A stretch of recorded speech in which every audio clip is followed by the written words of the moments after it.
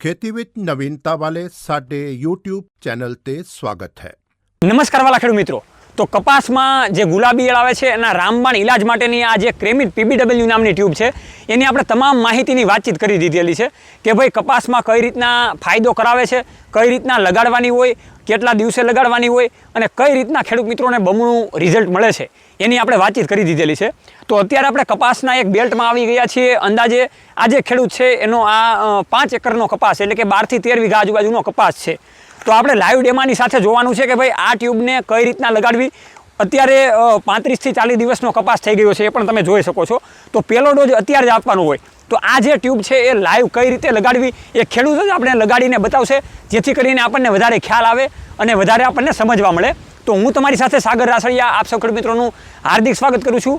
ખેડૂત છે તો જગત છે એવા હેતુથી અવારનવાર ટેકનોલોજીકલ ડિજિટલ ખેતીવાડીની માહિતી આપણે લાવતા રહીએ છીએ। તો ખેડૂત મિત્રો, આ કપાસનું ખેતર છે અને એમાં ઉકાભાઈ ગઢિયા નામના આપણી સાથે ખેડૂત જોડાઈ ચૂકેલા છે।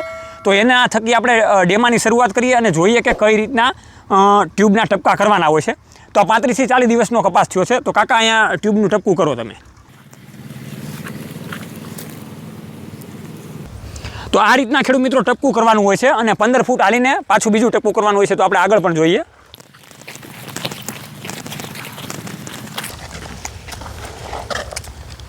તો આ રીતે 15 ડગલા હાલીને ખેડૂત મિત્રો પાછું નાનું એવું ટપકું કરવાનું હોય છે, જ્યાં વી આકારની ડાળી ફૂટેલી હોય છે એ રીતના તમામ આખા પૂરા ખેતરમાં એ રીતના વસ્તુ કરવાની હોય છે।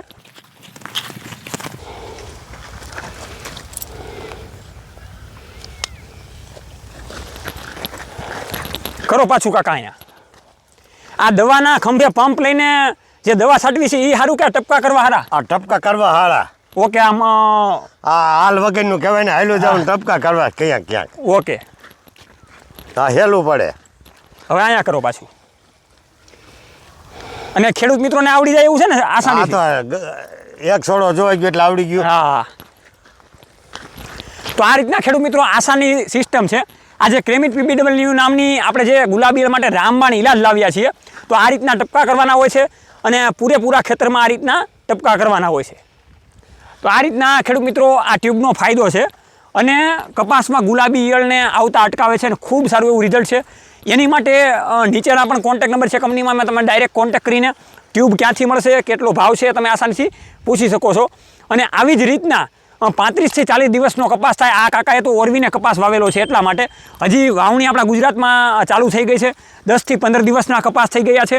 35 થી 40 દિવસ આજુબાજુનો કપાસ થાય એટલે આસાનીથી તમે આનો પહેલો ડોઝ આપી શકો છો, એ પણ તમે જોઈ શકો છો। તો ખેડૂત મિત્રો, ટ્યુબને કઈ રીતે કપાસમાં લગાડવી આપણે જોઈ લીધું। હવે કાકા તમને હું એ સમજાવું છું અને બધા ખેડૂત મિત્રોને પણ એ સમજાવું છું કે આ ટ્યુબ લગાડવાની સમયે આપણે ખાલી એટલું જ ધ્યાન રાખવાનું કે 2 કલાક સુધી વરસાદ ના આવવો જોઈએ। ટ્યુબ લગાડ્યા પછી 2 કલાક પછી વરસાદ આવે કે કોઈ પણ તમે બીજી દવા છાંટવી હોય તો પણ છાંટી શકો, કેમ કે ટ્યુબ છે એ ત્યાં ચોંટી જશે અને લબર જેવી થઈ જશે, એટલે ધોવાનો કાંઈ પણ પ્રશ્ન નહીં રહે।